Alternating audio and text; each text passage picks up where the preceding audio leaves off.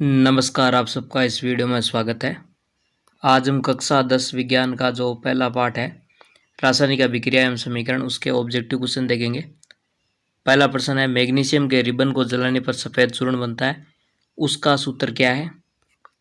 Mg3O, B Mg2O, MgO2, C MgO, D MgOH। यानी magnesium ribbon जब हम जलाते हैं तब सफ़ेद चूर्ण या राख बनती है।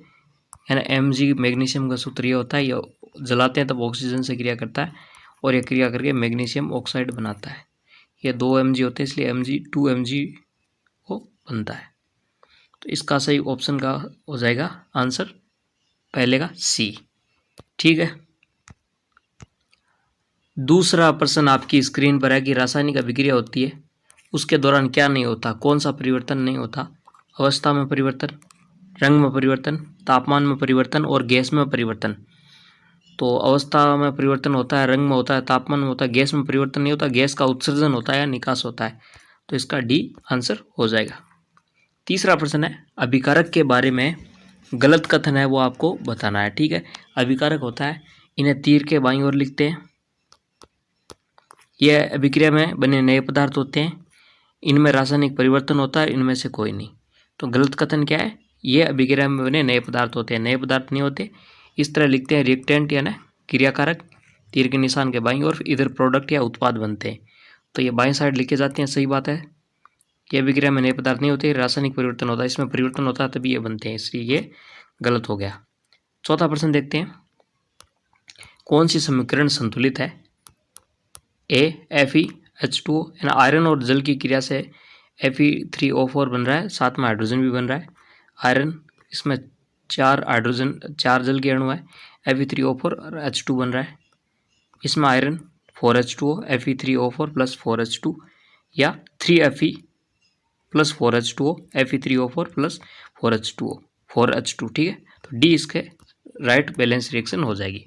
पांचवा प्रश्न है, लेड नाइट्रेट को गर्म करने पर भूरा धुआं उत्सर्जित होता है, जिसका रासायनिक सूत्र क्या है? तो जब लेड नाइट्रेट को गर्म करते हैं तो भूरा धुआं निकलता है, A NO, N2O या NO2 या NO3। तो इसका राइट आंसर हो जाएगा सी।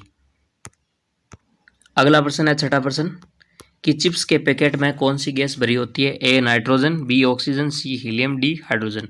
तो चिप्स के पैकेट में नाइट्रोजन गैस भरी होती है, ए इसका राइट हो जाएगा।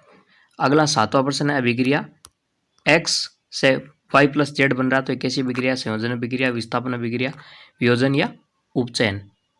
तो एक ऐसी अभिक्रिया है, ये वियोजन अभिक्रिया है, जब एकल उत्पाद टूटता है कोई भी और दो से एकल क्रियाकारक टूटता है और दो से अधिक उत्पाद बनाता है, जैसे Y Z बन रहे हैं, तो वो वियोजन होता है। अगला प्रश्न है आठवां, कि अभिक्रिया X प्लस Y दो क्रियाकारक है जुड़कर Z बना रही है, कैसी अभिक्रिया है? ए संयोजन, बी वियोजन, सी विस्थापन अभिक्रिया, डी द्विविस्थापन अभिक्रिया। तो इसमें क्या है, दो रिएक्टेंट या क्रियाकारक जुड़ रहे और एकल उत्पाद बन रहा है, तो इसको संयोजन अभिक्रिया कहते हैं। नौवां प्रश्न है, अभिक्रिया जिसमें आयनों का आदान प्रदान हो उसे क्या कहते हैं? विस्थापन अभिक्रिया, द्विविस्थापन अभिक्रिया, संयोजन अभिक्रिया या वियोजन अभिक्रिया। तो आयनों का जो आदान प्रदान होता है जल के अंदर, वो अभिक्रिया होती है द्विविस्थापन। ठीक है, इसे अवक्षेपण अभिक्रिया भी कहते हैं। 10वां प्रश्न है, अभिक्रिया जिसमें ऑक्सीजन जुड़ती है कहलाती है ऑक्सीकरण, अपचयन, रेडॉक्स अभिक्रिया या कोई नहीं। तो जिसमें ऑक्सीजन जुड़ती है उसे ऑक्सीकरण या उपचयन कहते हैं, अपचयन नहीं कहते और रेडॉक्स नहीं कहेंगे। रेडॉक्स में क्या करता है, ऑक्सीकरण और अपचयन दोनों साथ साथ होती है, तो क्या कहते हैं, रेडॉक्स कहते हैं। रेडॉक्स न होकर के ऑक्सीकरण होगी। अगला प्रश्न है 11वां, अभिक्रिया AB प्लस XY से AX और BY बन रहा है, तो ये किस प्रकार की अभिक्रिया है? संयोजन, वियोजन, विस्थापन या कोई नहीं। तो यह अभिक्रिया है विस्थापन अभिक्रिया है। उसमें क्या हो रहा है, रिप्लेस हो रहा है। AB में B का विस्थापन किससे हो रहा है? X से हो रहा है, और आपस में विस्थापित होकर ये बन रहे हैं। ठीक है, और 12वां प्रश्न है, फेरिक ऑक्साइड का सूत्र क्या है? FeO2, FeO3, Fe2O4 या Fe2O3। इसके अंदर हो जाएगा Fe2O3 होता है फेरिक ऑक्साइड का सूत्र। अगला प्रश्न देखते हैं, लेड नाइट्रेट का सूत्र है ए PbNO3 की होल थ्राइज, PbNO3 की 2 होल 2, यानी NO2 दो जुड़े हैं, या PbNO3 की होल ट्वाइज। तो इसका आंसर है डी, लेड नाइट्रेट का सूत्र ये होता है। अगला प्रश्न है ग्लूकोज का सूत्र है C6H11O5 B C5H12O6 C C6H12O7 D C6H12O6। तो वीडियो पॉज करके सोचिए, तो इसका आंसर हो जाएगा डी, ग्लूकोज का सूत्र यह होता है C6H12O6। अगला प्रश्न है संगमरमर का रासायनिक सूत्र है CaO CaCO2 CaOH2 या CaCO3। तो ये कौन सा 15वां प्रश्न है, इसके अंदर हो जाएगा कैल्शियम कार्बोनेट को संगमरमर भी कहते हैं, डी इसका आंसर हो जाएगा। अगला प्रश्न है बिना बुझे चूने का सूत्र है CaOH2 CaO CaCO2 या CaCO3। तो इसका आंसर जो आपके पास हो जाएगा बिना बुझे चूने का सूत्र CaOB हो जाएगा। अगला है बुझे चूने का सूत्र है 17% में CaO CaOH2 CaOH3 या CaCO2।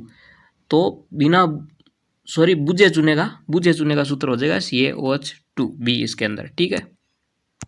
अगला प्रश्न आपकी स्क्रीन पर कौन सा एक भौतिक परिवर्तन नहीं है ना, कि भौतिक परिवर्तन इनमें से कौन सा नहीं है। ए जल के क्वथन पर जलवाष्प का बनना, बर्फ के गलन पर जल का बनना, जल में लवण का विलय होना या कोयले का दहन।